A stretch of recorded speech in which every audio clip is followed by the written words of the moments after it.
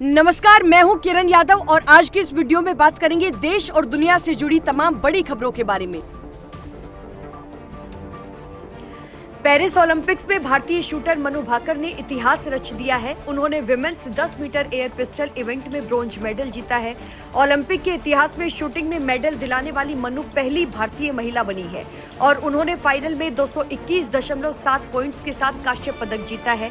2021 के Tokyo Olympic में मनु की पिस्टल खराब हो गई थी और 20 मिनट तक वो निशाना नहीं लगा पाई थी।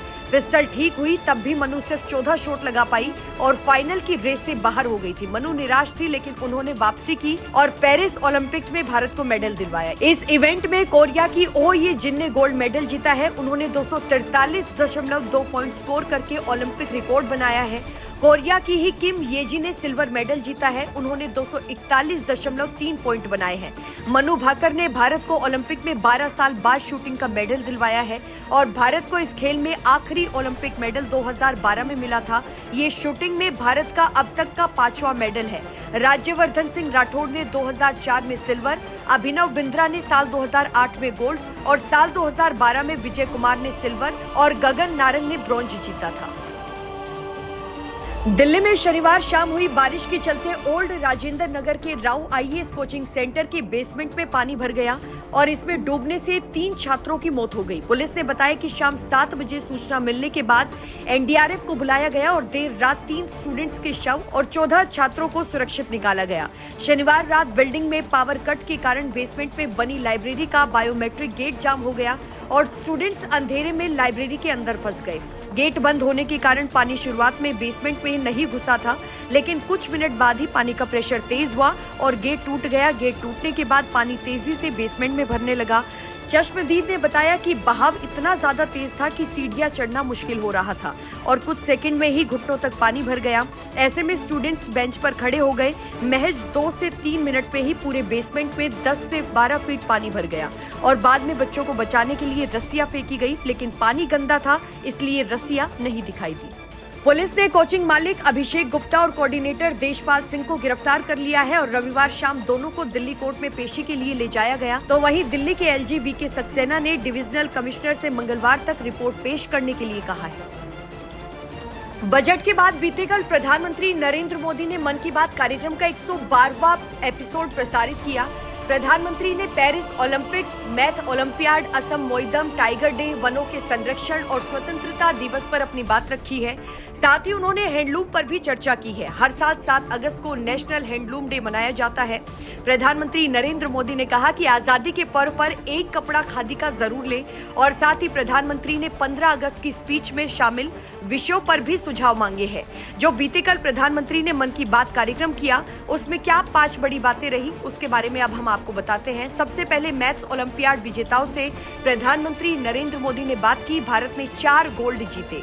दूसरा, असम मोइदम का जिक्र किया और ये यूनेस्को का वर्ल्ड हेरिटेज लिस्ट में शामिल हुआ है। तीसरा, आपको बताते चले कि टाइगर डे पर भी प्रधानमंत्री ने कहा कि राजस्थान में संरक्षण के लिए कई अभियान हमने शुरू किए हैं। चौथा, प्रधानमंत्री ने कहा कि खादी पर गर्व करें, इसका कारोबार 400% तक बढ़ा है। पांचवा, प्रधानमंत्री ने कहा कि 15 अगस्त पर हर घर तिरंगा अभियान तेजी से बढ़ रहा है। समाजवादी पार्टी के प्रमुख अखिलेश यादव ने माता प्रसाद पांडे को नेता प्रतिपक्ष बनाया है। यूपी में विधानसभा सत्र शुरू होने से ठीक 19 घंटे पहले अखिलेश ने सबको चौंका दिया और अखिलेश ने पीडीए यानी कि पिछड़ा, दलित और अल्पसंख्यक के बाद अब ब्राह्मण कार्ड चला है। 81 साल की माता प्रसाद पांडे विधानसभा में सत्ता पक्ष का मुकाबला करेंगे। वो सिद्धार्थनगर की इटावा सीट से विधायक हैं। 7 बार विधायक रह चुके हैं, 2 बार विधानसभा अध्यक्ष रहे हैं। अखिलेश के कन्नौज से सांसद चुने जाने के बाद से विधानसभा में नेता प्रतिपक्ष का पद खाली था। तो वहीं डिप्टी सीएम केशव प्रसाद मौर्य ने कहा है कि समाजवादी पार्टी के मुखिया अखिलेश यादव ने पिछड़ों, दलितों को धोखा दिया है। सपा के पीडीए का मतलब बहुत बड़ा धोखा है। भाजपा 2027 में 2017 की विजय दोहराएगी। अखिलेश यादव ने अमरोहा सीट से विधायक महबूब अली को अधिष्ठाता मंडल, मुरादाबाद की कांठ सीट से विधायक कमाल अख्तर को मुख्य सचेतक और प्रतापगढ़ से विधायक राकेश कुमार उर्फ आर के वर्मा को विधानसभा का उप सचेतक बनाया है। दिल्ली भाजपा हेडक्वार्टर में रविवार यानी कि 28 जुलाई को लगातार दूसरे दिन पार्टी शासित राज्यों के मुख्यमंत्री और उप मुख्यमंत्री की बैठक हुई। इसमें प्रधानमंत्री नरेंद्र मोदी, गृह मंत्री अमित शाह, पार्टी अध्यक्ष जेपी नड्डा और संगठन के प्रमुख नेता मौजूद रहे। मीटिंग में बीजेपी शासित राज्यों के सीएम ने अपने राज्यों में चल रहे डेवलपमेंट प्रोजेक्ट पर प्रेजेंटेशन दी। प्रधानमंत्री मोदी ने सभी नेताओं के साथ सरकार के मुद्दे पर विचार विमर्श किया। मोदी ने सभी मुख्यमंत्रियों को उनके राज्यों में चल रही योजनाओं के पूरा करने और समाज के सभी वर्गों, जिनमें विशेषकर गरीबों को योजनाओं के लाभ मिलने पर जोर दिया गया है। बैठक में मुख्यमंत्री Yogi Adityanath, deputy CM Keshav Prasad Maurya, Brajesh Pathak, Mohan Yadav, Bhajanlal Sharma, Vishnudeo Sai, Nayab Singh Saini, Bhupendra Patel, deputy CM Devendra Fadnavis, Pushkar Singh Dhami, Himanta Biswa Sharma, Pema Khandu, Birender Singh, Mohan चरण मांझी, माणिक साहा मौजूद रहे। भाजपा नियमित अंतराल पर मुख्यमंत्री परिषद का आयोजन करती है और इसके जरिए बीजेपी शासित राज्यों में चल रही योजनाओं की समीक्षा की जाती है। राज्यों और केंद्र की योजनाओं की स्थिति जानी जाती है। हाजीपुर पासवान चौक स्थित सर्किट हाउस में पहुंचे चिराग पासवान ने कहा कि बिहार के मुख्यमंत्री नीतीश कुमार जी अस्वस्थ थे और इस कारण से नीति आयोग की बैठक में शामिल नहीं हुए हैं। चिराग पासवान ने कहा कि बिहार के मुख्यमंत्री नीतीश कुमार दिल्ली के नीति आयोग की बैठक में शामिल नहीं हुए हैं, इसका कोई मतलब नहीं है। मुझे इतना जरूर पता है कि राजनीतिक कॉरिडोर में विपक्ष के द्वारा इसका मतलब निकालने का प्रयास किया जा रहा है, लेकिन मुख्यमंत्री जी के स्वास्थ्य की वजह से बैठक में आना संभव नहीं हुआ है। लेकिन जनता दल यूनाइटेड की तरफ से केंद्रीय मंत्री लल्लन सिंह वहां मौजूद थे। जो लोग कह रहे हैं कि मुख्यमंत्री नीतीश कुमार नीति आयोग की बैठक में नहीं पहुंचे हैं, वो अपनी राजनीति को साधने का प्रयास कर रहे हैं। वैसा कुछ भी नहीं है। मुख्यमंत्री नीतीश कुमार जी के पार्टी के मजबूत प्रतिनिधित्व नीति आयोग की बैठक में था। हाजीपुर पहुंचे चिराग पासवान ने तेजस्वी यादव पर भी कटाक्ष किया है। चिराग पासवान ने कहा कि संवैधानिक पद पर तेजस्वी यादव है और उन्हें सदन में जाना चाहिए। तेजस्वी यादव को सदन में नहीं जाना शोभा नहीं देता है। उन्होंने कहा कि हम लोगों की सोच बिहार के विकास को लेकर है, किसी भी माध्यम से बिहार विकसित राज्य बने। विपक्ष के द्वारा ऐसा कानून बना दिया गया है जिसे किसी भी राज्य को विशेष राज्य का दर्जा नहीं मिल सकता। दिल्ली में शनिवार यानी कि 27 जुलाई को प्रधानमंत्री नरेंद्र मोदी की अध्यक्षता में नीति आयोग की गवर्निंग काउंसिल की 9वीं बैठक हुई। पश्चिम बंगाल की मुख्यमंत्री ममता बनर्जी मीटिंग को बीच में ही छोड़कर बाहर निकल गई। ममता ने आरोप लगाया कि उन्हें बोलने का मौका नहीं दिया गया, माइक बंद कर दिया गया। उन्होंने कहा कि बैठक में विपक्ष की ओर से सिर्फ मैं शामिल हुई थी। भाजपा के मुख्यमंत्रियों को बोलने के लिए 10 से 20 मिनट का समय दिया गया, जबकि मुझे केवल सिर्फ 5 मिनट मिले और इधर सरकार ने ममता के इन आरोपों को झूठा बताया है। वित्त मंत्री निर्मला सीतारमण ने कहा कि ममता झूठ बोल रही है, माइक बंद नहीं किया गया। हर मुख्यमंत्री के बोलने का समय तय था। उन्हें झूठ पर आधारित नैरेटिव गढ़ने के बजाय सच बोलना चाहिए। मोदी 3.0 में पहली बार 10 राज्यों और एक केंद्र शासित प्रदेश के राज्यपाल और प्रशासक बदले गए हैं। राष्ट्रपति भवन ने शनिवार देर रात 6 नए राज्यपाल और 3 के ट्रांसफर का आदेश जारी किया है। भाजपा के राष्ट्रीय उपाध्यक्ष ओम प्रकाश माथुर को सिक्किम का गवर्नर बनाया गया।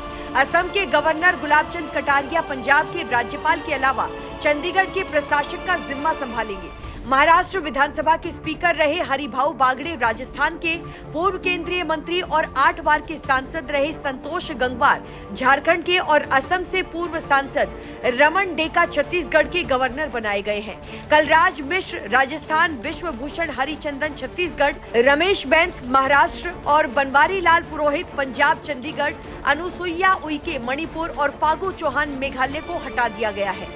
अब 3 राज्यपाल सीपी राधाकृष्णन झारखंड से महाराष्ट्र, गुलाब चंद कटारिया असम से पंजाब और चंडीगढ़, लक्ष्मण आचार्य सिक्किम से असम और मणिपुर को दूसरे राज्य भेजकर रिपीट किया गया है। राहुल गांधी ने उत्तर प्रदेश के सुल्तानपुर में मोचीराम चैत के लिए शनिवार यानी कि 27 जुलाई को एक सिलाई मशीन और आर्थिक मदद भेजी है। लखनऊ से कांग्रेस पार्टी की टीम उनकी दुकान पर पहुंची, उन्हें सिलाई मशीन गिफ्ट की और राम चैत ने टीम का आभार जताया और राहुल को अपने बनाए 2 जोड़ी जूते भेजे। राहुल 26 जुलाई को गृह मंत्री अमित शाह मानहानि केस में सुल्तानपुर कोर्ट पहुंचे थे और लौटते समय राहुल गांधी ने अचानक काफिला मोची राम चैत की दुकान पर रुकवा लिया और गाड़ी से उतरकर राहुल राम चैत की दुकान पर पहुंचे, चप्पल की सिलाई की और उनसे पूछा कि जूते कैसे बनाते हो। करीब 5 मिनट तक राम चैत से बातचीत के बाद राहुल वहां से निकल गए थे। राम चैत ने राहुल से कहा था कि मैं गरीब हूं, थोड़ी मदद कीजिए और मोची पैच। रामचैत ने बताया कि हमें बहुत खुशी है कि उन्होंने जो वादा किया वो पूरा कर दिया है। बहुत जल्दी हमें गिफ्ट भी भिजवा दिया गया है। ये बहुत बड़ा काम किया है। कल वो अचानक मेरी दुकान के सामने खड़े हो गए, हमारे पास आकर बैठ गए, हमसे दुकान के बारे में पूछने लगे, जूतों की जानकारी लेने लगे। पूछा गया कि आप कैसे जूते बनाते हैं, सिलाई कैसे करते हैं। हमने कहा कि साहब हम कूड़े भार से सिलवा कर लाते हैं, यहाँ साइज और फिटिंग करके बेचते हैं। जिस वक्त राहुल जी आए उस वक्त हम चप्पल सील रहे थे और हम काम छोड़कर उनके स्वागत में लग गए। मेरी सिलाई देखकर वो बोले, लाओ हमें भी सिखाओ, इस सिलाई मशीन से अब काम जल्दी होंगे। पहले हम सुबह से दोपहर तक 1 जोड़ी जूता बनाते थे, अब हम 10 जोड़ी बनाएंगे। उत्तर प्रदेश में तेज बारिश के चलते कई जिलों में बाढ़ जैसे हालात बने हुए हैं। बाढ़ से सबसे ज्यादा प्रभावित लखीमपुर खीरी है। यहाँ 5 तहसीलों के 350 गांव में पानी घुस गया है। वहीं ललितपुर में बारिश से गोविंद सागर बांध के 4 और गेट खोलने पड़े हैं। पहले से ही 16 गेट खुले हैं, इससे आसपास के इलाकों में पानी भर गया है। शनिवार को उत्तराखंड और उत्तर प्रदेश में भारी बारिश के चलते 4 लोगों की मौत हो गई। उत्तराखंड के नए टिहरी में भूस्खलन से एक मां और बेटी की मौत हो गई, जबकि उत्तर प्रदेश के जालौन जिले के एक गांव में बिजली गिरने से 2 लोगों की मौत हो गई। अगर महाराष्ट्र की बात की जाए तो महाराष्ट्र में 24 जुलाई को पुणे में हुई भारी बारिश में बहे 26 साल के शख्स का शव शनिवार को बरामद हुआ है। पुणे में बुधवार से अब तक 6 लोगों की मौत हो गई है। तो वहीं नवी मुंबई में शनिवार को एक इमारत ढहने से 3 लोगों की मौत हो गई है। 2 लोग घायल बताए जा रहे हैं। मौसम विभाग ने 22 राज्यों में भारी बारिश का अलर्ट जारी किया हुआ है। अगर मध्य प्रदेश के छिंदवाड़ा की बात करें तो छिंदवाड़ा के धमनिया में घटामाली नदी पर पुलिया पार करते वक्त युवक की बाइक बह गई और बाइक चालक युवक को लोगों ने बचा लिया। और फिलहाल के लिए इस वीडियो में बस इतना ही। अगर आपको वीडियो पसंद आई हो तो वीडियो को लाइक करें, कमेंट करें, शेयर करें और साथ ही चैनल को सब्सक्राइब करना बिल्कुल ना भूलें। धन्यवाद।